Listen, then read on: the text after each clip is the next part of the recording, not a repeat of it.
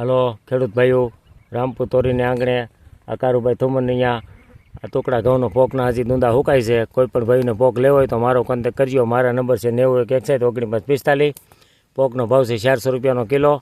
તે પછી આપણો પોક સુરતે મળે છે, ઓગી ચોક, સાવલિયા સર્કસ, સુંદરી હાટ જુઓ.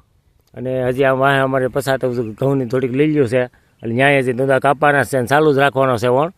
અને કુરિયરમાં આખા ગુજરાતમાં આપણે જાય છે, કર્ણાટક જાય છે, દિલ્હી જાય છે, તે પછી આ ઓલું કેવું કહેવાય કોઈન્તુર વણ તો નવીન ઠેકાણે ગયો, કોઈન્તુર ગયો.